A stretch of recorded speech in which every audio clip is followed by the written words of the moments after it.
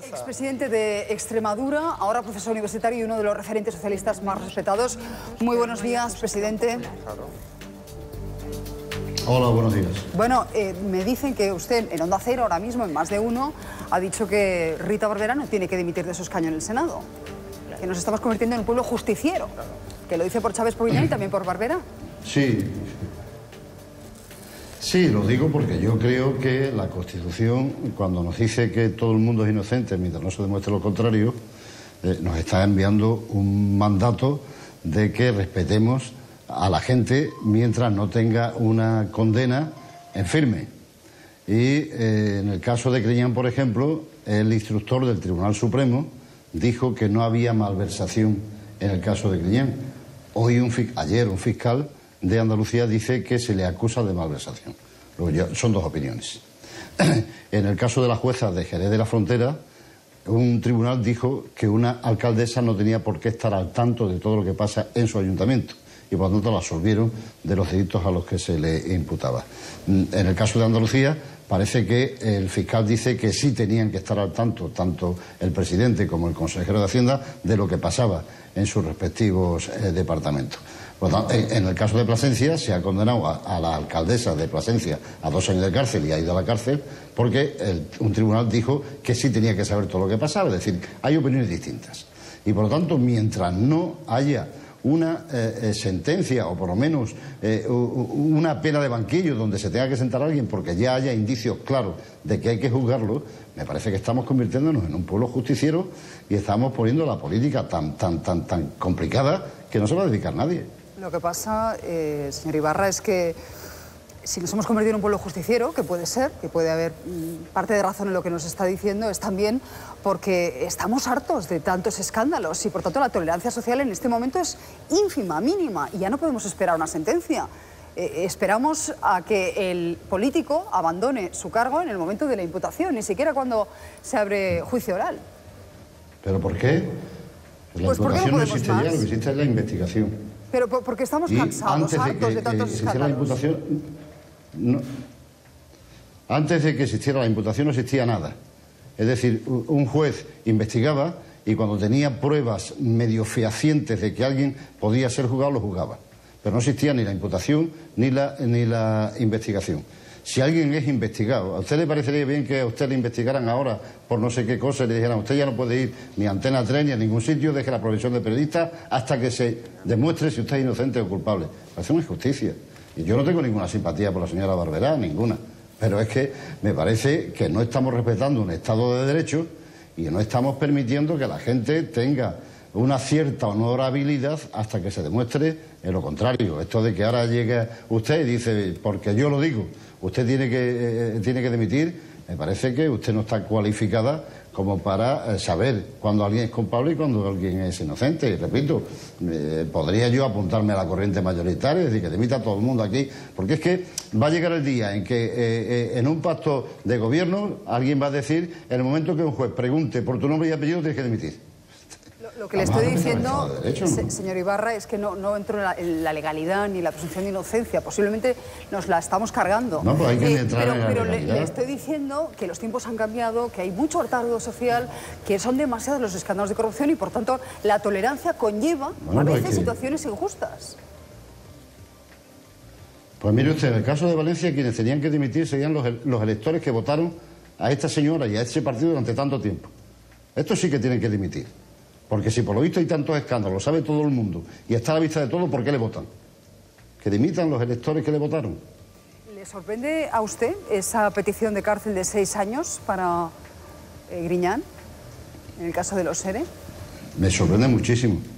Me sorprende muchísimo, sobre todo porque antes el Tribunal Supremo, el instructor del Tribunal Supremo, había dicho que no había caso de malversación de fondos públicos en el caso de Griñán. Y me sorprende además porque yo he estado en una administración y yo sé lo que pasa en las administraciones. Es decir, ¿usted cree que el presidente de la Comunidad Autónoma de Andalucía iba a estar al tanto de saber quiénes eran los trabajadores que recibían los fondos por el despido? Serían los sindicatos, serían los empresarios los que negociaban y los que ponían los nombres encima de la mesa. ¿Quién puso los nombres de la gente que no estaba trabajando en esa fábrica o en esa empresa y que sin embargo se les dio una indemnización? ¿Quién puso los nombres? No fue el consejero con toda seguridad ni tampoco el presidente. Ni el presidente lo sabría. ¿Cómo iba a saber el presidente si una persona de la fábrica no sé qué estaba trabajando en esa fábrica o no? También habría que intentar ir buscando responsabilidades desde el principio. Desde el principio. ¿Quién puso los nombres encima de la mesa? ¿Quién? Pero aceptará por lo menos usted una responsabilidad en vigilando, ¿no? Falló Griñán en los controles. Bueno, por eso dimitieron, ¿no? Por eso dimitieron, ¿no? Por eso dimitió Griñán y Chávez. Ya no están en política, ya no están en las instituciones. Uno estaba en el Congreso, otro estaba en el Senado. Han dimitido, han asumido su responsabilidad política. Pero de ahí a pensar que tienen que devolver 700 y pico millones de euros o que tienen que pasar 8 años en la cárcel, me parece, no sé, yo no quiero tampoco prejuzgar. Esperemos a ver qué es lo que decide un tribunal y veamos si son inocentes o son culpables. Presidente, decía usted que le sorprende. Yo pongo la mano en el fuego, desde luego por los dos. Pone la mano en el fuego por ellos, nos decía. Sí, es que le oigo regular. Sí, no, digo que como lo he interrumpido, me ha parecido que decía usted que pone la mano en el fuego por Chávez y Griñán, ¿no? A pesar de esa petición de fiscalía. Sí, sí, sí. No, le iba a preguntar por Puede ser que tuvieran el error... ¿Sí? Diga. No, digo que puede ser que cometieran el error de no haberse enterado de lo que estaba pasando. Muy bien, han dimitido. Pero yo no creo que nadie les esté acusando de llevarse dinero. Le iba a preguntar a usted por la oportunidad... Están acusando de una mala administración. De este escrito de Fiscalía Anticorrupción, usted decía con cierta ironía que no le sorprendía que lo conociéramos ahora, a pocos días de las elecciones vascas y gallegas, pero el Partido Popular podría decir lo mismo con la investigación de Rita Barberá o tantos otros casos, ¿no? Entiendo que el argumento sirve para el PP y sirve para el PSOE.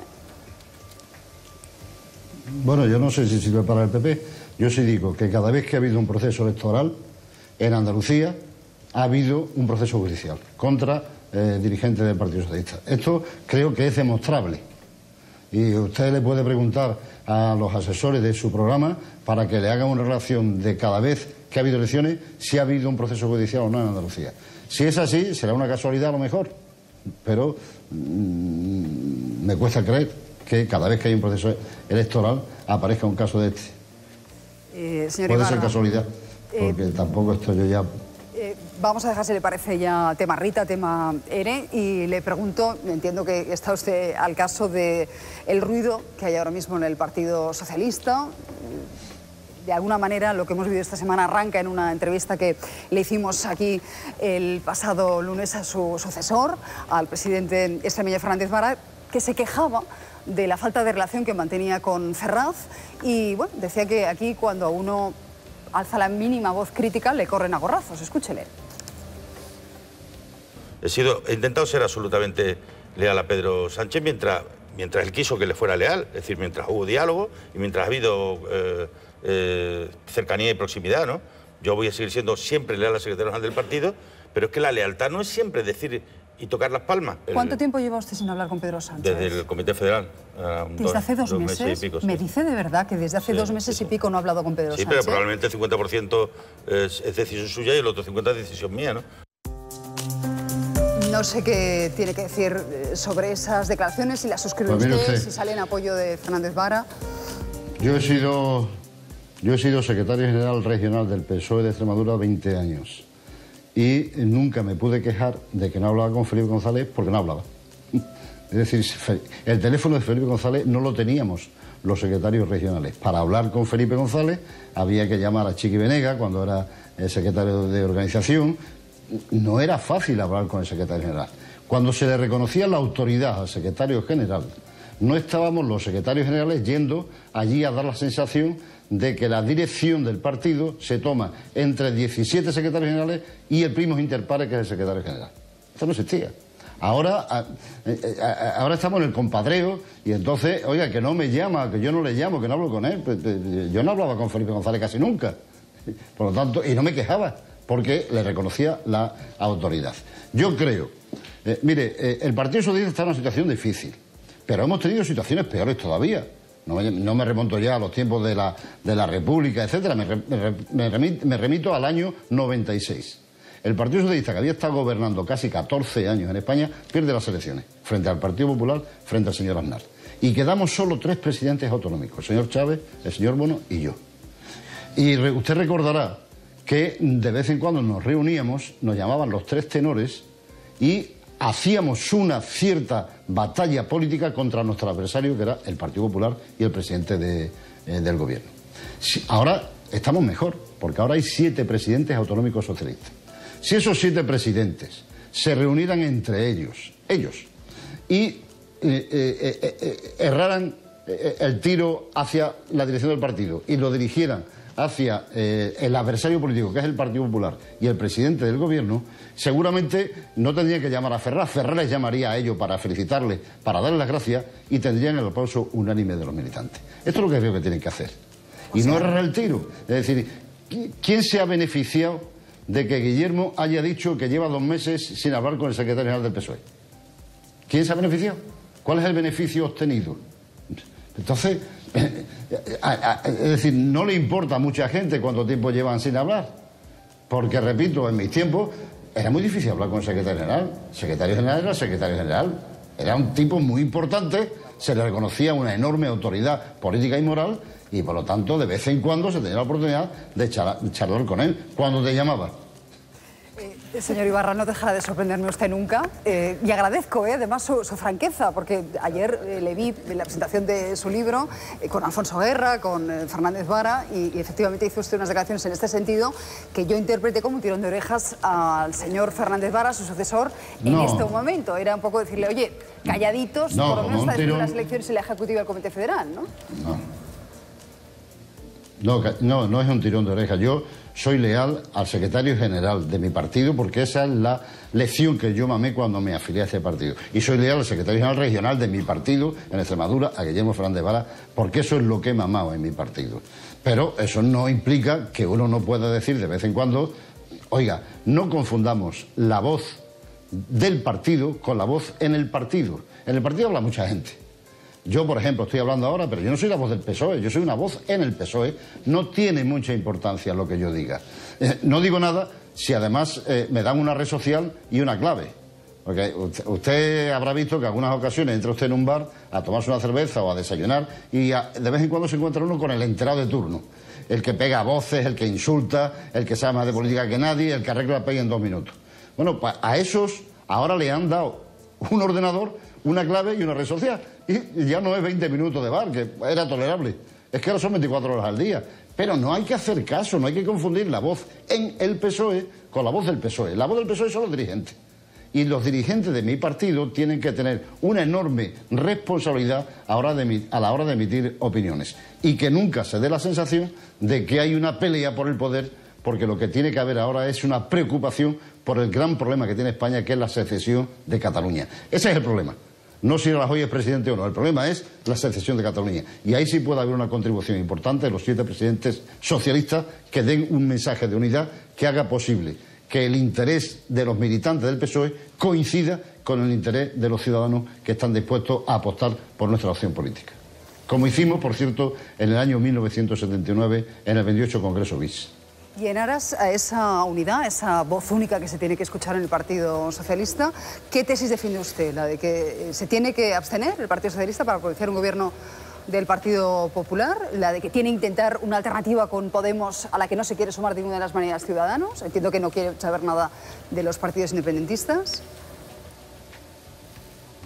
No, yo acabo de decir hace un momento en Onda Cero que si acaso Pedro Sánchez tuviera la tentación de formar un gobierno con el apoyo de Podemos, de Esquerra Republicana, del Partido Democrático de Cataluña, yo me marcharía del partido, si eso ocurriera.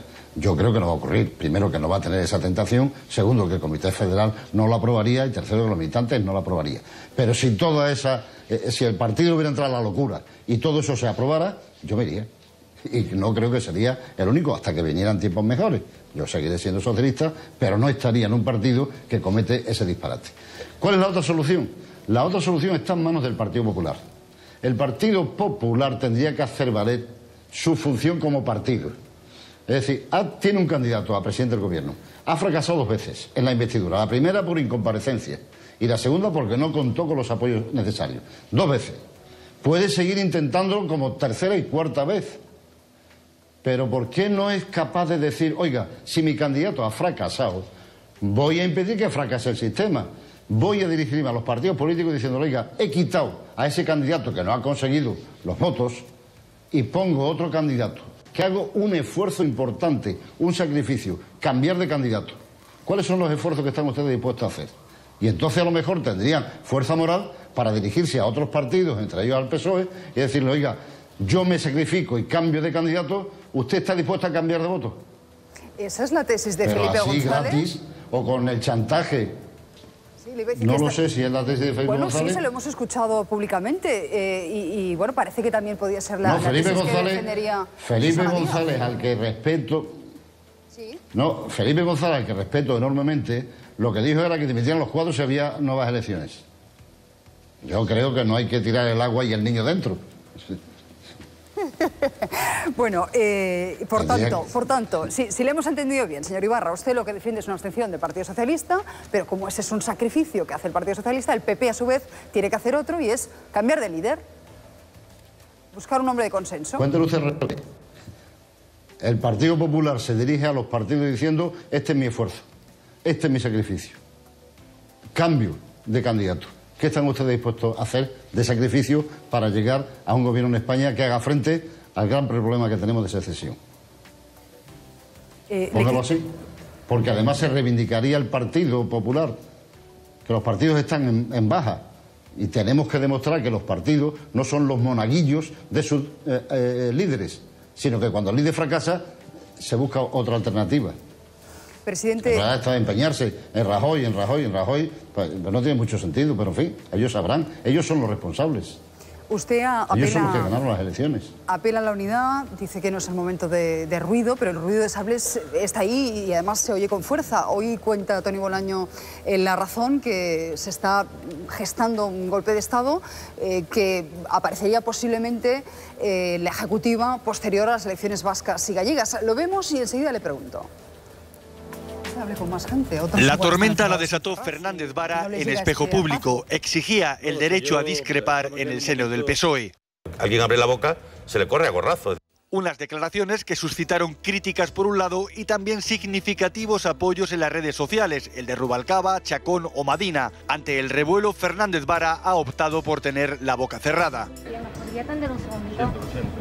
Queríamos preguntarle... Pero algo sucede en el PSOE y hay quien ya no se somete a la ley del silencio. El presidente de Aragón pide que deje de haber una presión asfixiante sobre el que opina distinto. A las opiniones más o menos razonables, pero todas ellas respetables, de quienes intervienen o intervenimos en esos debates, con frecuencia se nos está contestando con insultos. La posibilidad de buscar un pacto con Podemos y los nacionalistas para formar gobierno divide a los varones territoriales. Debemos intentar sumar para ofrecer la alternativa que se merece España. Estoy seguro, estoy absolutamente seguro que nadie intentará llegar a un acuerdo ni en A ni en B con quien quiere romper el país. Hoy el diario La Razón destaca en su portada que se está gestando un golpe contra Sánchez en el seno de la Ejecutiva Socialista. Los críticos quieren la cabeza del secretario general al que achacan la deriva del partido. La maniobra se efectuaría tras las elecciones vascas y gallegas. Hay dos alternativas, o bien convocar un comité federal donde los críticos presumen de ser mayoría, o bien que sea la propia Ejecutiva del PSOE la que pida la dimisión de Pedro Sánchez. Para ello haría falta que estuvieran a favor 19 de sus 36 miembros y ahí comienzan las cábalas. Para animar el cotarro, Pablo Iglesias no duda en echar leña al fuego. Tenéis que dar un poco de cuerda, un poquito de aire, porque le estáis apretando mucho.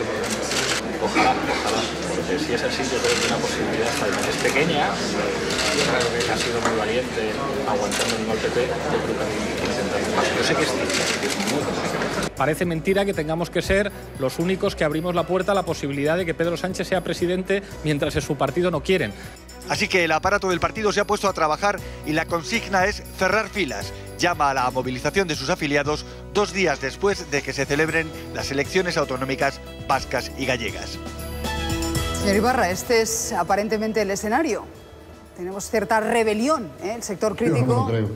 ¿No se lo cree? No sé qué lo diga la razón, lo que diga la razón respecto al...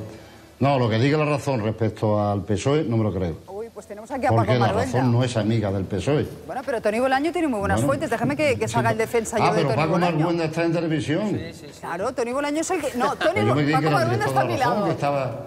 Por alusiones le voy a dar la palabra. Pero yo creí que dirigía un periódico. Sí, dirijo un periódico. Yo creí que este señor dirigía La Razón y que estaba en su despacho. Ah, sí, ¿y cuándo lo dirige? Pues durante todo el día. Me parece muy impertinente lo que está diciendo, ¿eh? Ah, sí. Muy impertinente. La línea de mala educación, ¿eh? Pues no me lo creo. Pues sí, pues es muy mal educado. ¿Ah, sí? ¿Por qué? Yo le tenía respeto, pero después decía esta tontería, vamos, no vale ni la pena hablar con usted. Bueno, por la mala educación. Hombre, me parece de una mala educación enorme. Esto es lo que yo quería. Bueno, Paco, Paco, sí, yo no me creo señor que Ibarra, en el PSOE haya golpes de Estado. Que no quiero... Pero déjame un segundo, señor Ibarra, que no quiero que se me enfaden ustedes. No, me parece muy faltón lo que ha dicho. Era un comentario irónico. Pues es un poco molesto el comentario. A Paco le molestan mucho esos comentarios de que si está mucho en televisión y poco trabajando en la redacción. Hace 6 años que no hago ni siquiera vacaciones en agosto para que me hagan esta broma. Bueno, pues, pero más allá de eso, señor Ibarra, que es que no se ha dado cuenta usted, pero en fin, ha pisado aquí un callo. Le quería preguntar por esa rebelión, por ese golpe de Estado que nos cuenta Toni Bolaño, que además le aseguro que es una fuente autorizada. ¿Pero por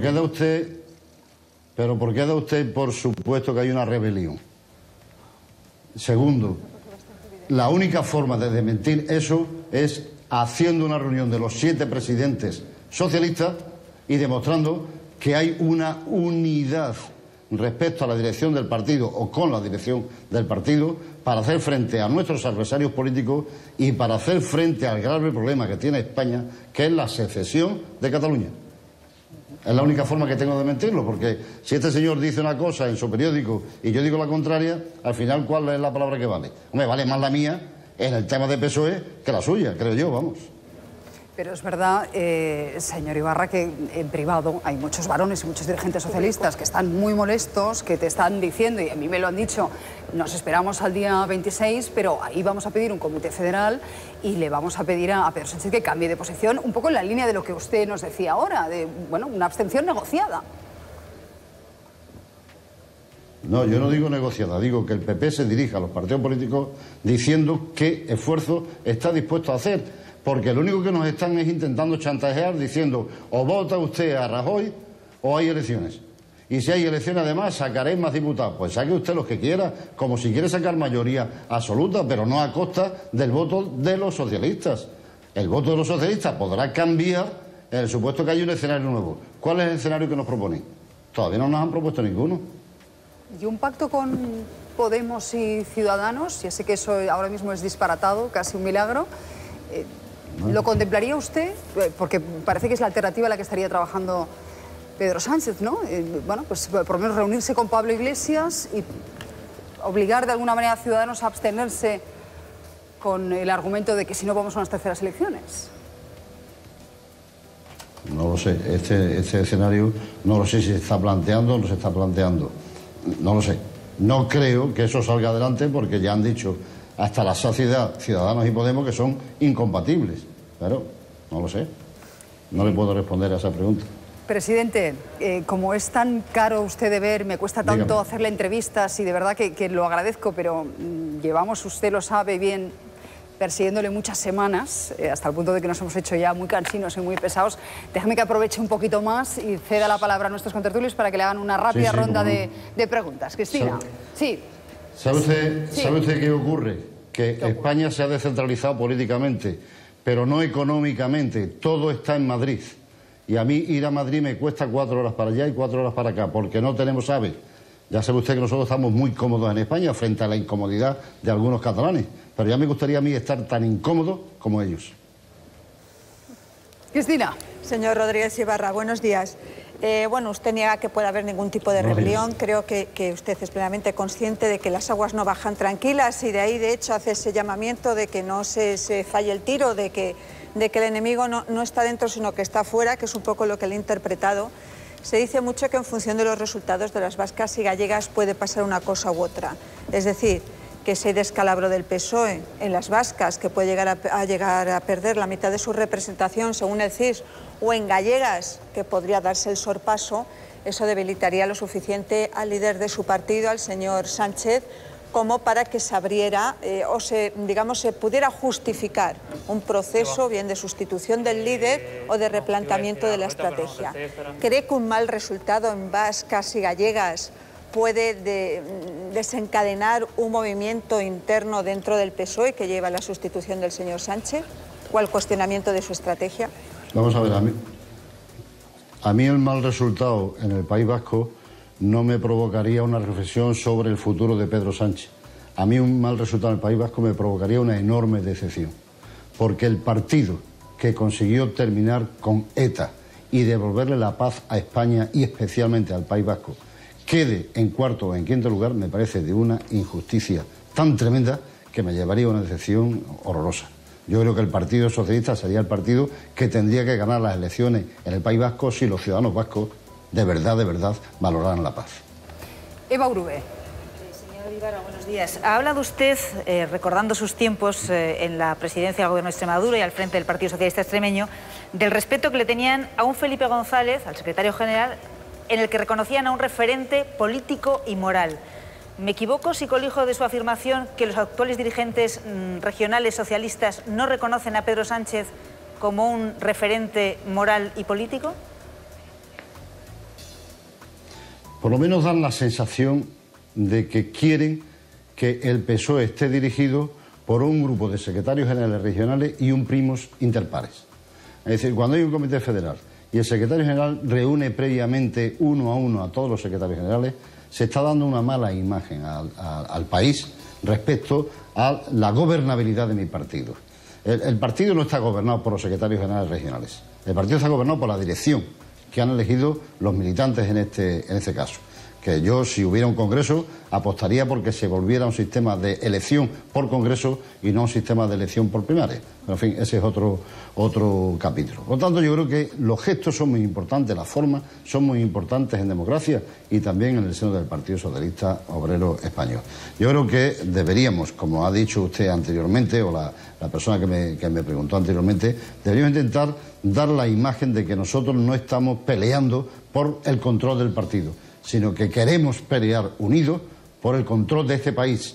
Y el control de este país significa evitar a toda costa un proceso secesionista que nos va a doler la cabeza mucho si no somos capaces de atajarlo.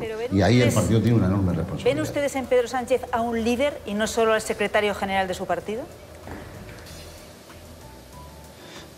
Vamos a ver, depende de la comparación que establezcamos. Si queremos comparar al Pedro Sánchez de ahora con el Felipe González de los años 90, pues la comparación es odiosa. Pero yo no voté a Pedro Sánchez, yo voté a Eduardo Madina. Es cierto que Eduardo Madina perdió porque se utilizó a Pedro Sánchez para cargarse a Madina. Lo dramático sería que ahora se intentara utilizar a Madina para cargarse a Pedro Sánchez. Esto me parece que no hay que hacerlo y nadie debe caer en ese error. Yo creo que deberíamos olvidar las rencillas. Mire, pasa una cosa. El sistema de primaria, el sistema de que voten los militantes, ha hecho posible que cualquiera tenga la aspiración de convertirse en el líder del partido o en el presidente del partido o en ocupar una secretaría.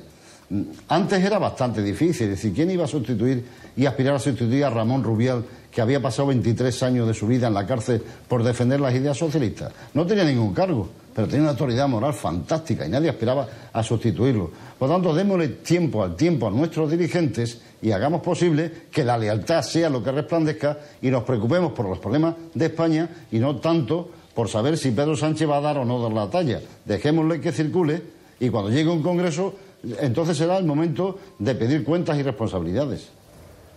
Le saluda ahora Iván Redondo, que tiene muchas ganas de saludarle. Bueno, presidente Ibarra, digo presidente porque además en Extremadura tiene la condición además de presidente, con independencia de que sea expresidente. Usted sabe que yo lo respeto mucho.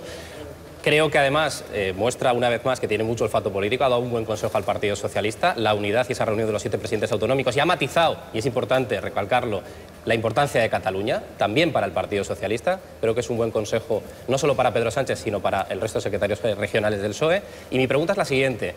La abstención patriótica, en el supuesto, vamos a ponernos en esa hipótesis que el PP cambia de candidato, que no lo creo, pero bueno, con esa hipótesis, ¿pediría políticas también o solo con el cambio de candidato valdría para esa abstención patriótica del PSOE? Vamos a ver, es decir, usted no cree que el PSOE vaya a cambiar de candidato, pero sí cree que el PSOE pueda cambiar de voto. No. Digo en el caso del Partido Popular de que no cambiará de candidato. Sí, digo, pues si el Partido Popular no hace un esfuerzo para cargarse de autoridad moral y política y poderle pedir a los demás otros esfuerzos, vamos a ir a otras elecciones. Porque no creo que sea nadie capaz de convencer a los militantes del PSOE que votemos al señor Rajoy a cambio de nada, simplemente porque lo dice él y porque nos culparían a nosotros de la gran debacle de ir a unas terceras elecciones. La culpa es suya. Ellos son los que tienen que tomar y poner las piedras en el camino para ver si somos capaces de hacerlo. Porque, fíjese, cada vez que nos piden la abstención, es como si se me viene en la imagen el escalador que va por encima y le pide al de abajo que le ayude, pero está dando patadas y pisando en los dedos para que se caiga al vacío. Da la sensación que lo que quiere es que nos caigamos al vacío nosotros antes de que él sea presidente del gobierno. Y por ahí no vamos a ningún sitio. Una cuestión más, señor Ibarra. Usted es un ganador, y además yo he estudiado su figura mucho. A mí me sorprende que haya planteado públicamente que dé un paso atrás Rajoy, cuando ha ganado también las elecciones como usted siempre ganaba en Extremadura, y además dando auténticas palizas. Me sorprende que cambie un poco el criterio, porque siempre ha defendido que el que gana es el que tiene que gobernar, al menos hasta este momento. No, yo eso no lo he defendido siempre, de que el que gana tiene que gobernar. Yo gobernaba porque ganaba por mayoría absoluta, salvo una vez que ganaré por mayoría minoritaria. Y no pacté con nadie. Y goberné porque no fueron capaces de ponerse de acuerdo para ponerme una moción de censura. Yo no estoy diciendo que cambie el Partido Popular de candidato. Digo, ¿cuál es el esfuerzo que está dispuesto a hacer el Partido Popular para poderle pedir esfuerzo a los demás? Las políticas, no hace falta que me lo pidan, si eso se consigue en el Parlamento con las mayorías que hay actualmente. Es decir, cambiar la ley de educación, cambiar la ley de seguridad ciudadana. No hace falta que el Partido Popular lo conceda. Ya se conseguirá mediante el voto de las mayorías que existen en este momento en el Congreso. Él tiene que hacer un esfuerzo. ¿Cuál es? Se me ocurre decirle, oiga, a lo mejor usted como partido podría tomar en sus manos el control. Tiene un candidato, no lo ha conseguido. No lo juzgo, pero no lo ha conseguido. 2 veces ha fallado. Una por incomparecencia y otra porque no ha conseguido los votos. ¿Siguen ustedes insistiendo? Pues a lo mejor nos lleva usted a un sitio que nadie quiere, que es unas elecciones. Hagan algún esfuerzo, por favor, hagan algún guiño, háganse respetar como partido. Háganse como respetar. De igual forma que están pidiendo que dimita una senadora, pidan por favor que dimita a su candidato. Digo, pero si no lo quieren hacer, allá es su responsabilidad. A nosotros que no nos culpen. El chantaje del otro día que decía uno de los tertulianos políticos de este país, que tanto saben, de que el PSOE o se abstiene ahora o corre el riesgo de que dentro de otras elecciones el PP saque 150 diputados. ¿Quién se lo ha dicho? Bueno, eso estaría por ver, ¿eh? Ya usted sabe además que yo creo que además beneficiarían al bipartidismo y creo que el PSOE podría recuperar escaños con unas terceras, mi opinión. Hemos tenido un problema con la conexión que acabamos de perder con el presidente. Bueno, si vuelve, por favor, decídmelo porque así me despido.